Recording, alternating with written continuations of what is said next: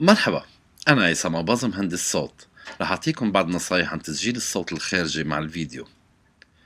إذا كنتوا عم بتصوروا بمكان خارجي، أرجو منكم إنه تنقوا المكان اللي ما فيه ضجيج. أما إذا ما كان في مهرب من الموضوع بدنا نصور بمركز تصوير فيه صوت ضجيج كتير، بطلب منكم تقربوا الميكروفون من المتكلم والطلب منه يرفع صوته بشكل إنه صوته يعلى عن الضجيج على دينين عم نسمعه.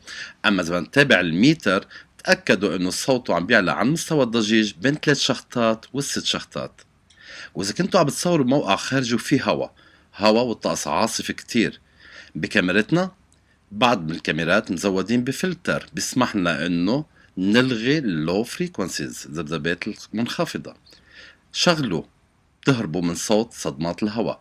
وإذا كاميرتك منا مزودة بالفلتر، لف على الميكروفون سفنج بسماكة سنتي ل 2 سنتي، حيساعدك كتير.